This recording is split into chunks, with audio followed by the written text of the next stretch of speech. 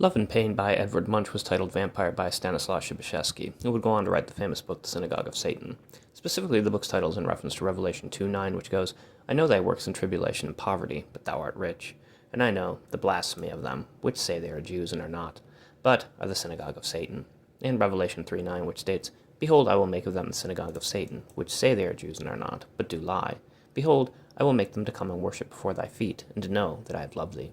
Szybyszewski was a member of the Decadent naturalist school of thought and was thought highly of by thinkers like August Strindberg, who captured his own autobiographical hell in the novel Inferno, highly influenced by alchemy, the occult, and the New Church, which was based on the ideas of Emanuel Swedenborg. Joris Karl Wiesmann, too, would talk of Satanism in his novel La Basse, where the main character researches figures like Gilles de Rais and eventually experiences a Black Mass, a parody of Catholic Mass, linked to the Goliards, the Feast of Fools, and Balaam's Ass. Being a Roman Catholic, Wiesmann warned of the destructive dangers of decadence via his novel Against Nature, though we can see decadence in terms of ruinous excess via Bataille and the shamanic experience via Rimbaud. But the question becomes, why did Szybyszewski turn to Satanism? Satanism was a common way for people to turn away from Christianity, rebelling against it by embracing the devil himself. Szybyszewski was highly influenced by Nietzsche as well. Szybyszewski also found solace in the idea of social Darwinism, where he viewed Satan as the most wondrous and aesthetically appealing aspects of nature itself. We can note connections to Land's own adherence to social Darwinism here as noted in the Dark Enlightenment. To Szybyszewski, Satan thus stands as the system of rebellion itself. Again, this makes perfect sense when we consider both Nietzsche's Antichrist via the re-evaluation of all values and the Gnostic or Promethean mythos. We have discussed the Gnostic rebel being akin to the Antichrist, leading to revolution, tied to the fate of us amidst the stars and Copernicus, as well as rebirth and the age of the Renaissance, since Renaissance, as we noted before, means rebirth. So we can more easily see how Satanism features itself in our more modern times, focused heavily on the philosophy of accelerationism, and perhaps Peter Thiel's own concept of Christianity, where via rebirth we end up becoming other, evolving onward. In Land's model, this is the new mental techno-capital, which is vampiric, much like how Szybyszewski described Munch's painting Love and Pain. We can also see the connection to the notion of love itself as addressed in Revelation 3:9, where love is viewed through the worshipping of Satan, which is often used interchangeably with the word adversary. In the Sanatana Dharma of Hinduism, the word Sanatana translates as eternal or everlasting, while the word Dharma refers, of course, to the law. And thus we further see the connection between love via worship and the law, as well as the new mental will. We noted with Crowley how love is the law, love under will, tied to the number 93 and then 93 under 93. And again, we see Crowley's reliance upon Gnosticism in his writings, using one's guardian angel or astral body, the Algoides, to be reborn, illuminated like the Luciferian and Golden Dawn, the Hermetic order. And while Satan is separate from and not synonymous with Lucifer, we're beginning to see how there is some overlap between the two and how they are used, i.e., Satan is the adversary, and it is by rebelling as an antichrist that one is led along the Gnostic path, illuminated by the Luciferian light. Jason Giorgiani has discussed such concepts in his own works. To Giorgiani, we are living in the aeon of Satana, or the Satanian. In a way, the philosophy links back to what Szybyszewski was doing back in the 19th century, albeit from a more modern scope, tying in the aspect of advanced technology and artificial intelligence. The split between Giorgiani and Land is that Giorgiani does not adhere to Kant's noumenon, nor does he embrace entropy, as he hopes it is something we can overcome via evolution in the Gnostic and alchemic sense. Land is not a Gnostic, since knowledge or gnosis or Sophia or wisdom cannot be comprehended if adhering to Kant, ending our adventure or experience. This is the difference between Kant's transcendental and Schelling's immanence in being a Kantian or a post-Kantian. Just as Techne to Heidegger reveals, so too does Christ reveal through Revelation and Apocalypse. Szybyszewski uses the quotes from Revelation for the basis of his book, siding with Satan and the oncoming of the Antichrist. To Giorgiani, Revelation is seen more in terms of disclosing information. To Giorgiani, Kant's noumenon, the thing in itself, is not God, but Satan, seen not just as merely an adversary, but tied to Satana and trickster figures like Prometheus. To Giorgiani, Satan came before God and was used as a means to test the ethos or character of men, seeing if they would be deceived by believing and being obedient to God instead of liberating themselves and finding Gnostic freedom. We have linked ethos in our prior video to one's character, and thus the daemon via the quote by Heraclitus, where our daemon, the genius, controls our destiny, focused on flow and change via fire, which can be tied to damnation, as noted to by Land, with, of course, Dante, right, in Dante's Inferno. Thus, the need to alter our character, as we noted, via death and rebirth, becoming other, relying upon tarot, Kabbalah, astrology, etc., to escape the fate or destiny written for us amongst the stars, escaping the Stoics' cosmopolitan lifestyle. The daemon can be linked to demonic summoning and hyperstition as well as Crowley's use of the Algoides. Giorgiani's ties to Crowley come across in the form of Jack Parsons, whom we've discussed several times on this channel already. We've noted the basic ideas of Thelema on this channel as well, showing how many of Crowley's ideas link to both Deleuze and Land's own philosophical insights, whether from the idea of the body without organs becoming other via death and rebirth, a Landian Renaissance or Dark Enlightenment, or the idea of the zero tied to the Tarot's Fool, as well as the number 210, where all is one is none, etc. So, with the Black Mass's ties to the Goliards, the Feast of Fools, and Balaam's Ass, we could see the connection to onolatry, as noted in the Alexamenos Graffito, as well as the fool or jester or trickster archetype, connected to juggling and magic. The poetry of the Goliards was connected in the Carmina Burana, which would also influence composers like Karl Orff, most famous for the song O Fortuna. And so we could see the connection between the Fool and Fate tied to the Tarot. We have also linked the UFO phenomenon to thinkers like Jung and his individuation process, where the unconscious, which was Schelling's way to immanentize Kant's noumenon, becomes conscious, so dealing with that which is alien or outside, tied to Ophanim angels and the shamanic experiences of someone like Ezekiel, or using decadence or drugs or religious experience to connect to higher realms, as noted with Rimbaud and Bataille. So illuminating ourselves in Luciferian light. So Szybyszewski's embracing of decadence makes perfect sense from this perspective. Hermann Hesse and Steppenwolf discussed the magic theater of one's mind.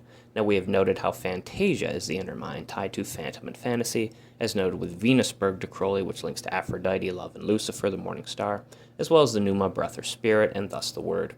As Hesse notes, in every man there are two selves, man and animal or wolf, like Jekyll and Hyde, or Deleuze and Guattari's schizo, where there are several inside of us.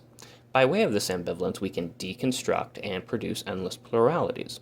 Giorgiani merges Hesse's theater of magic with Artaud's theater of cruelty, and we have already noted Artaud's influence on Deleuze via the body without organs, tied to virtual potentiality and becoming other, done via deterritorialization, which links to the disintegration seen in Hesse's novel, tied again to death and rebirth. So disintegration or dissolution is also one of the 7 stages of alchemy, whereby the ego dissolves away via ego death, so we can connect it to the Night of Pan as well. This disintegration can be tied to Reza Negarestani's toy philosophy as well, whereby breaking compounds down into basic elements allows us to manipulate and reform them in a different way, as well as the notion of the black sun tied to Bataille and the solar anus in putrefaction. As Graham Greene noted from The Power and the Glory, animals can never suffer despair since they are instinctual and have not the consciousness to suffer, unlike us humans. The thing would be used by Oshie as well in his film Ghost in the Shell 2: Innocence. Consciousness and awareness are the cause of much of man's psychic misery, as noted by Jung. To Greene, only the human mind can kill something as hope, Elpis itself. One should never assess before they understand, for that would make them a fool. And Balaam rose up in the morning and saddled his ass. And the angel of the Lord said unto him, Wherefore hast thou smitten thine ass these 3 times? Behold, I went out to withstand thee, because thy way is perverse before me. Numbers 22:21 and 22:32, King James Version.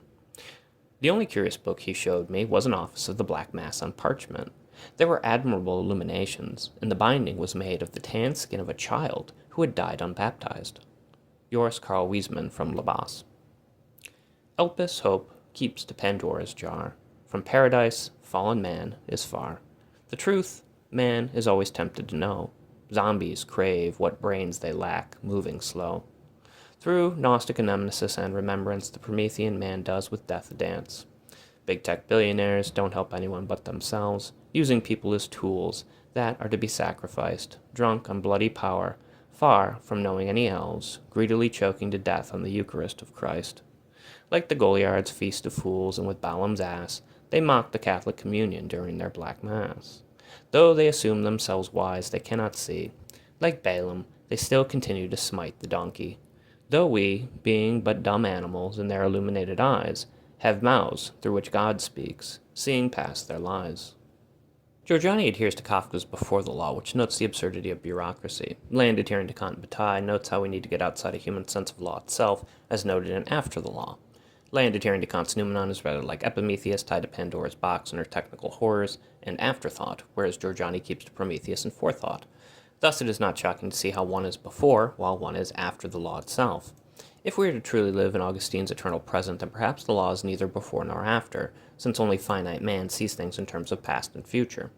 God, meanwhile, is outside of time itself, existing in his pleroma or keter, an eternal essence outside of physical existence. and thus a nice compromise between the Kantian and the Gnostic, who worships wisdom, a deconstruction or negation of before and after itself. In terms of Gnostic Christians, the Cathars saw the demiurge as Satan. They believed in Christ, but hated the notion of reincarnation, and thus rejected the resurrection, seeing it as but another form of physical rebirth tied to Satan. Seduced by Satan, one must renounce all of that which is physical so as to ascend spiritually, heading back to their pleromatic heaven. As noted in Revelation 12:7-12, Michael slays the satanic dragon. In Egyptian mythology, Ra would pass through the underworld, dying so as to be reborn, setting so as to rise again. On this journey, there would be a lake of fire, guarded by 4 baboons. Once Michael defeats Satan, he is thrown to the lake of fire, which connects to Augustine's notion of the second death, the death of the spirit, as stated in Revelation 20:14-15, and death and hell, or Hades, which we have linked to the Eleusinian mysteries, were cast into the lake of fire. This is the second death. And whosoever was not found written in the book of life was cast into the lake of fire. Thus, the lake of fire is a state of being separated from God for eternity, unable to experience the spiritual mystery of rebirth. Labas means down there, i.e. in hell. The word Basanos is tied to testing the purity of metals via a touchstone, whereby one could tell if they had true gold or silver, etc. or not. This would later influence the word torment or torture, whereby via torture one would reveal the truth. Thus, revelation stems from torment and torture, where one is purged and alchemically cleansed in the fires of damnation. Satanic adversaries are arch-enemies, seen as hostile, which is tied to hostis, meaning foreigner or stranger.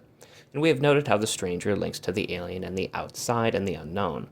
Like Edvard Munch noted, pain, a torturous spinal catastrophe tied to the torment of our evolution, is linked to love, and to Szymanski, it proves to be a vampiric and satanic process. And he asked him, "What is thy name?" And he answered, saying, "My name is Legion, for we are many." Mark 5:9, King James Version. Ambrose Bierce's Carcosa in the Devil's Dictionary links to satirizing man and God's unknowability. Chambers, King in Yellow, and Lovecraft's Cthulhu reveals truths that are hidden from humanity's view. Like Voltaire, the skeptic paints hell quite clearly, mirroring the Dictionnaire Infernal by Jacques Collin de Plancy.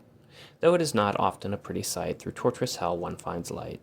St. Catherine shattered the breaking wheel, the wheel of fortune's pain she would not come to feel. For she knew the truth, which revealed is a flood, so from her severed head came milk and not blood. A holy and senseless person is always without their head, spiritually reborn before they are physically dead. Oh, but the relativity of postmodernity attacks the patristic and the logocentric. One often wonders where their brains went after becoming so hermetically ambivalent. Upon the many, the demonic legion, they are focused, causing the world to swarm about like a plague of locusts. C.S. Lewis's letters from Screwtape to Wormwood are demonic, exemplifying how hell is also Kafkaesque and bureaucratic. And his upper management and administration locks a stranglehold upon this dying nation. Parody and farce further links us back to the absurd, leaving behind love, mercy, logos, and the word.